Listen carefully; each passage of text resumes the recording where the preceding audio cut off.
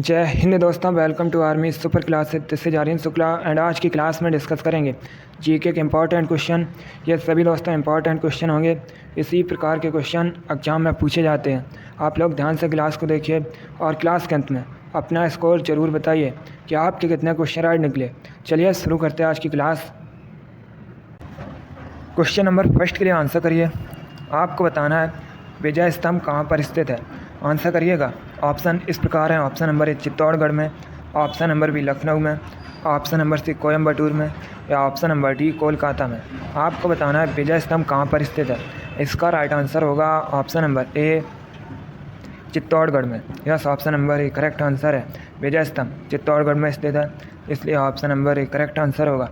अब यहाँ पर एग्जाम में क्वेश्चन पूछे जाते हैं कि विजय स्तंभ का निर्माण किसने करवाया था। तो दोस्तों राणा कुंभा जी ने विजय स्तंभ का निर्माण करवाया था। और एक क्वेश्चन पूछा जाता है कि राजस्थान का गौरव किसे कहा जाता है। चित्तौड़गढ़ को राजस्थान का गौरव कहा जाता है। चलिए क्वेश्चन नंबर फर्स्ट का option number A correct answer होगा। विजय स्तंभ चित्तौड़गढ़ में स्थित है। आगे बढ़ते हैं। क्वेश्चन नंबर 2 के लिए आंसर करिए। आपको बताना है केंद्रीय सांख्यिकी संगठन का मुख्यालय कहाँ पर स्थित है। ऑप्शन नंबर ए हैदराबाद में, option number B new Delhi में, ऑप्शन नंबर सी मुंबई में या ऑप्शन नंबर डी कोलकाता में। आपको बताना है केंद्रीय सांख्यिकी संगठन का मुख्यालय कहाँ स्थित है। इसका right answer option number B होगा, न्यू दिल्ली में। Yes, option number B correct answer है। केंद्रीय सांख्यिकी संगठन का मुख्यालय न्यू दिल्ली में स्थित है, इसलिए option number B correct answer होगा।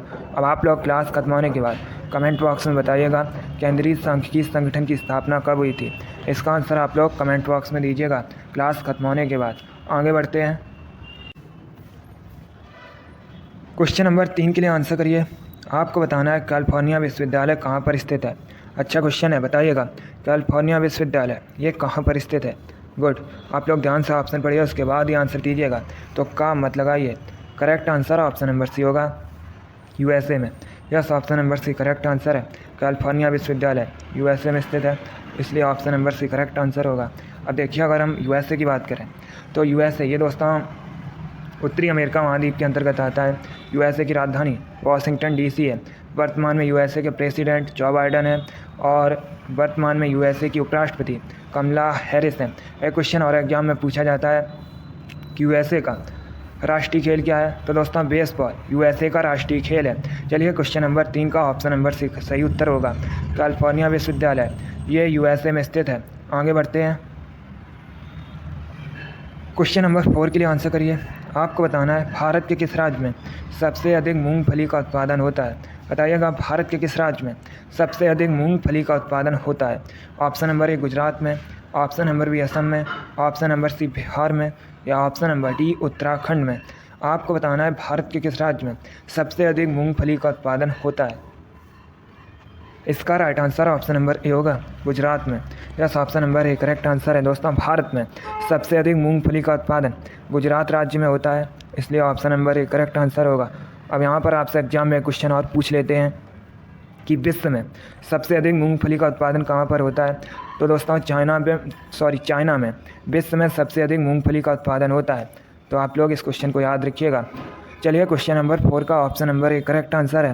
भारत में सबसे अधिक मूंगफली का उत्पादन गुजरात में होता है। आगे बढ़ते हैं। क्वेश्चन नंबर 5 के लिए आंसर करिए। हिस्ट्री संबंधित क्वेश्चन है। आपको बताना है विक्रमशिला विश्वविद्यालय की स्थापना किसने की थी। बताइएगा विक्रमशिला विश्वविद्यालय की स्थापना किसने की थी। ऑप्शन दिए गए, ध्यान से ऑप्शन पढ़िए, उसके बाद ही आंसर करिएगा। आंसर देते समय क्वेश्चन नंबर जरूर डालिए। Good, right answer option number C होगा, Dharmpal. Yes, option number C correct answer है। विक्रमशिला विश्वविद्यालय की स्थापना धर्मपाल ने की थी, इसलिए option number C correct answer होगा, धर्मपाल। ये दोस्तों पाल वंश से संबंधित है।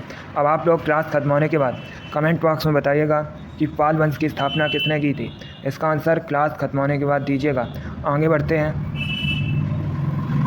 क्वेश्चन नंबर 6 के लिए आंसर करिए। आपको बताना है टिड्डी चेतावनी संगठन का केंद्रीय मुख्यालय ये कहाँ पर स्थित है। बताइएगा टिड्डी चेतावनी संगठन का केंद्रीय मुख्यालय कहाँ पर स्थित है। दोस्तों आपकी डेली क्लास होगी, सभी लोग डेली क्लास को ज्वाइन कीजिएगा। इसी प्रकार के क्वेश्चन आपके एग्जाम में पूछे जाते हैं। इनमें से कुछ ऐसे क्वेश्चन भी हैं जो एग्जाम में कई बार पूछे गए हैं, तो आप लोग ध्यान से क्लास को देखिएगा।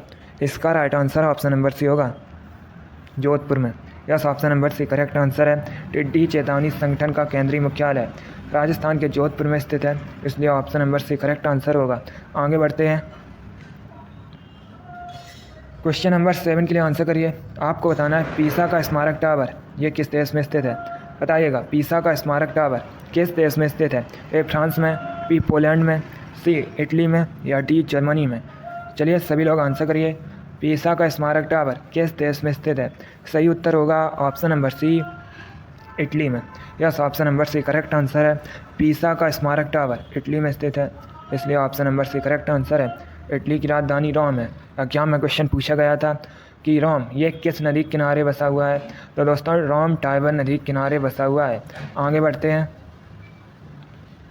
क्वेश्चन नंबर 8 के लिए आंसर करिए। आपको बताना है भारत का पहला मेडिकल कॉलेज किस शहर में स्थापित किया गया था। बताइएगा भारत का पहला मेडिकल कॉलेज किस शहर में स्थापित किया गया था। ऑप्शन नंबर ए कोलकाता में, ऑप्शन नंबर बी मुंबई में, ऑप्शन नंबर सी दिल्ली में या ऑप्शन नंबर डी चेन्नई में। आपको बताना है भारत का पहला मेडिकल कॉलेज किस शहर में स्थापित किया गया था। तो इसका right answer option number A होगा कोलकाता में। Yes, option number A correct answer है। कोलकाता में भारत का पहला मेडिकल कॉलेज स्थापित किया गया था, इसलिए option number A correct answer होगा। अब देखिए अगर हम कोलकाता की बात करें, कोलकाता पश्चिम बंगाल की राजधानी है। और दोस्तों एक क्वेश्चन एग्जाम में पूछा जाता है कोलकाता किस नदी के किनारे बसा है। हुगली नदी के किनारे बसा है। कोलकाता में ईडन गार्डन क्रिकेट स्टेडियम स्थित है। चलिए क्वेश्चन नंबर 8 का option number A correct answer है। आगे बढ़ते हैं। इसका right answer option number A होगा। क्वेश्चन नंबर 9 के लिए आंसर करिए। पॉलिटी संबंधित क्वेश्चन है। आपको बताना है उच्च सदन अपर हाउस किसे कहा जाता है। बताइएगा अपर हाउस किसे कहा जाता है। ए लोकसभा को, बी राज्यसभा को, सी विधानसभा को या डी नन ऑफ दीज इनमें से कोई नहीं। बताइएगा उच्च सदन अपर हाउस किसे कहा जाता है। इसका right answer option number B होगा राज्यसभा को। Yes, option number B correct answer है। राज्यसभा को उच्च सदन कहा जाता है, अपर हाउस कहा जाता है, इसलिए option number B correct answer होगा। अब एग्जाम में क्वेश्चन पूछा जाता है कि भारत के किस राज्य में राज्यसभा की सबसे अधिक सीट्स हैं। तो ये उत्तर प्रदेश में है। कितनी है? 31 है। अब देखिए अगर हम लोकसभा की बात करें, लोकसभा को निम्न सदन लोअर हाउस कहा जाता है। और यहाँ पर भी क्वेश्चन पूछा जाता है कि भारत के किस राज्य में लोकसभा की सबसे अधिक सीट्स हैं। तो ये दोस्तों उत्तर प्रदेश में कितनी है? 80 है। इन क्वेश्चंस को आप लोग याद रखिएगा, ये क्वेश्चन आपके एग्जाम में पूछे हुए क्वेश्चन है। आगे बढ़ते हैं। क्वेश्चन नंबर 10 के लिए आंसर करिए। आपको बताना है सिडेराइट किसका अयस्क है। बताइएगा सिडेराइट किसका अयस्क है। ए आयरन का, बी कॉपर का, सी मैग्नीशियम का या डी एल्यूमिनियम का। आपकी डेली क्लास होगी, सभी लोग डेली क्लास को ज्वाइन कीजिए। चलिए आंसर करिए क्वेश्चन नंबर 10 के लिए। जिसने अभी लाइक नहीं किया एक बार लाइक करिए और इसे आप लोग ज़्यादा से ज़्यादा शेयर कर दीजिएगा। गुड। इसका right answer option number A होगा iron. Yes, option number A correct answer है। सिडेराइट एक लोह अयस्क है, इसलिए option number A correct answer है। अगला क्वेश्चन देखते हैं। क्वेश्चन नंबर 11 के लिए आंसर करिए। इंपॉर्टेंट क्वेश्चन है, कई बार एग्जाम में पूछा हुआ क्वेश्चन है। आपको बताना है अर्थशास्त्र का जनक या अर्थशास्त्र का पिता किसे कहते हैं। बताइएगा। क्वेश्चन नंबर 11 के लिए आंसर करिए। गुड। इसका right answer option number A होगा एडम स्मिथ को। Yes, option number A correct answer है। एडम स्मिथ को अर्थशास्त्र का जनक कहते हैं, इसलिए option number A correct answer है। आगे बढ़ते हैं। क्वेश्चन नंबर 12 के लिए आंसर करिए। आपको बताना है अंतर्राष्ट्रीय न्यायालय का मुख्यालय ये कहाँ पर स्थित है। ये भी इंपॉर्टेंट क्वेश्चन है। आपको बताना है अंतर्राष्ट्रीय न्यायालय का मुख्यालय ये कहाँ पर स्थित है। ऑप्शन इस प्रकार हैं। ऑप्शन नंबर ए वाशिंगटन डीसी में, ऑप्शन नंबर बी न्यूयॉर्क में, ऑप्शन नंबर सी हैग में या ऑप्शन नंबर डी इनमें से कोई नहीं, नन ऑफ दीज। आपको बताना है अंतर्राष्ट्रीय न्यायालय का मुख्यालय ये कहाँ पर स्थित है। तो इसका right answer option number C होगा हैग में। Yes, option number C correct answer है। हैग में अंतर्राष्ट्रीय न्यायालय का मुख्यालय स्थित है, इसलिए option number C correct answer होगा। अब देखिए अगर हम ऑप्शंस की बात करें, वाशिंगटन डीसी में विश्व बैंक वर्ल्ड बैंक का मुख्यालय स्थित है, न्यूयॉर्क में संयुक्त राष्ट्र संघ का मुख्यालय स्थित है। और एक क्वेश्चन पूछा जाता है WHO वर्ल्ड हेल्थ ऑर्गेनाइजेशन विश्व स्वास्थ्य संगठन का मुख्यालय कहाँ पर है। तो ये जेनेवा में स्थित है।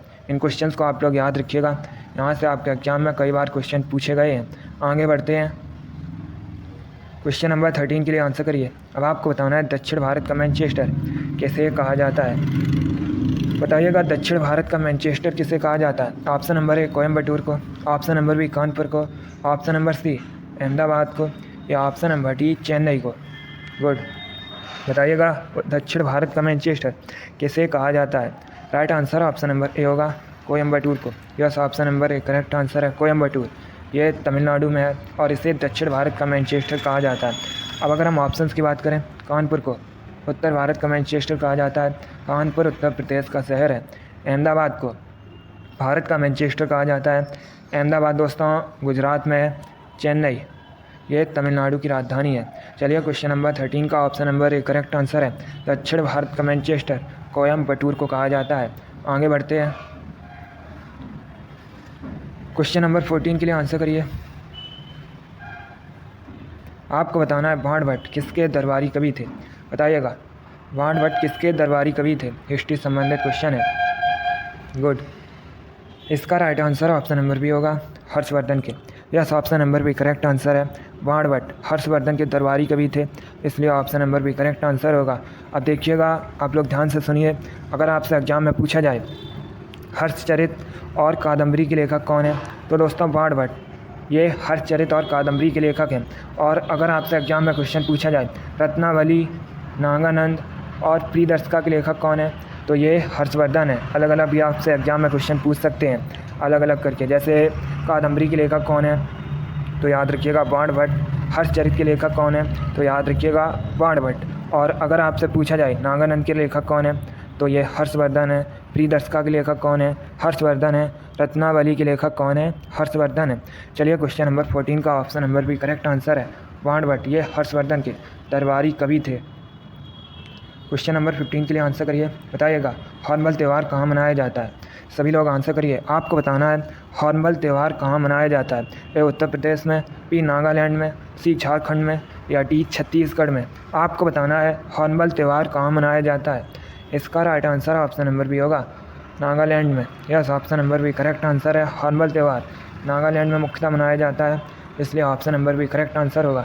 एक क्वेश्चन आपके एग्जाम में पूछा गया था, नागालैंड की ऑफिशियल लैंग्वेज क्या है? तो अंग्रेजी नागालैंड की ऑफिशियल लैंग्वेज है। आगे बढ़ते हैं, क्वेश्चन नंबर 16 के लिए आंसर करिए। आपको बताना है मौर्य वंश का अंतिम सम्राट कौन था?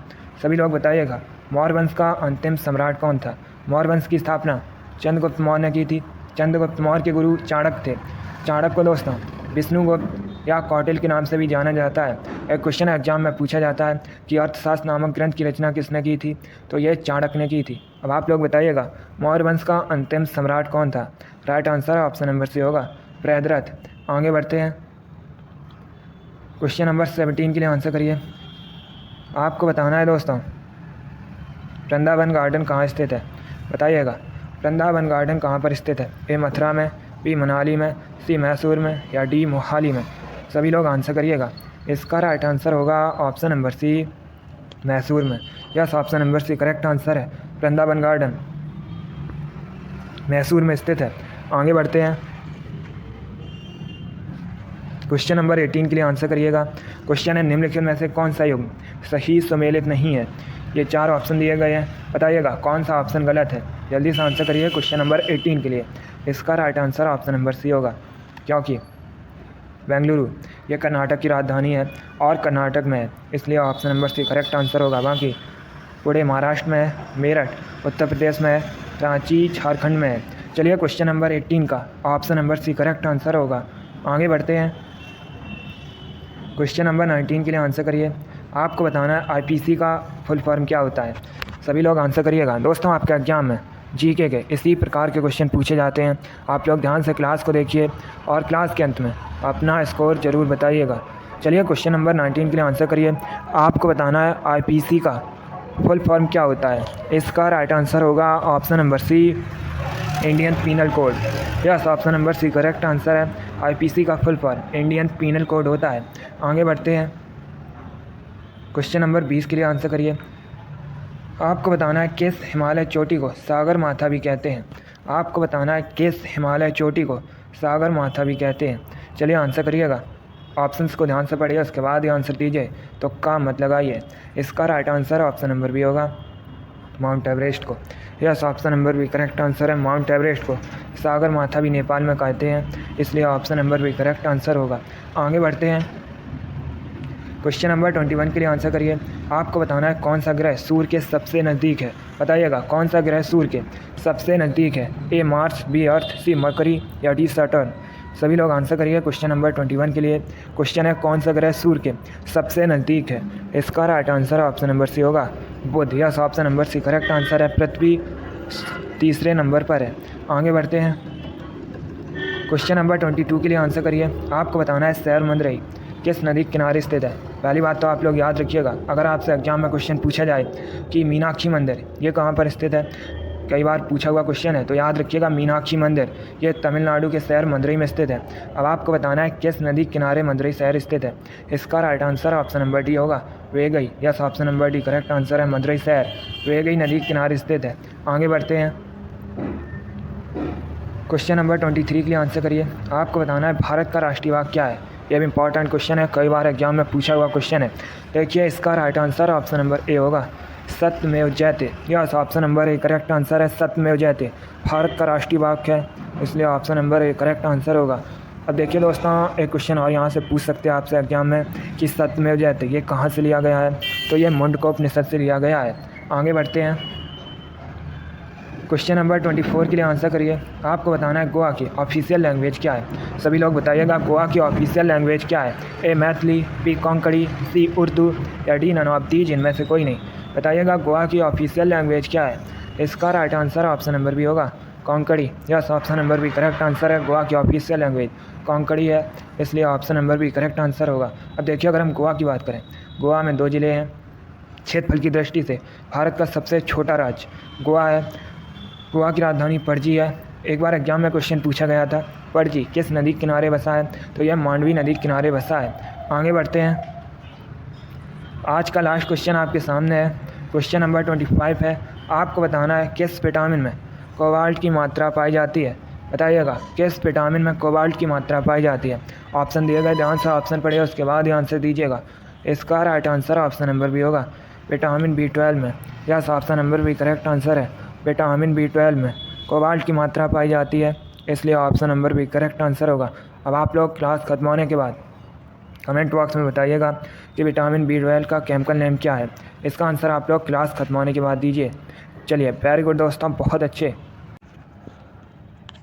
चलिए दोस्तों, आज की क्लास में हमने जीके के 25 इंपॉर्टेंट क्वेश्चन डिस्कस किए with extra fact. I hope आप सभी को ये क्वेश्चन समझ आए होंगे। लाइक करिए, शेयर करिए। चैनल पर नए हैं तो चैनल को सब्सक्राइब कीजिए, बेल आइकन को प्रेस कीजिए ताकि सभी नोटिफिकेशन आप तक पहुंच सकें। आप लोग अपना स्कोर ज़रूर बताइएगा कि आपके कितने क्वेश्चन राइट निकले। डेली आपकी क्लास होगी, डेली क्लास को ज्वाइन कीजिए। चलिए इसी के साथ मैं आपको मिलूँगा अगली क्लास में। Thank you guys, thank you for watching. God bless you all.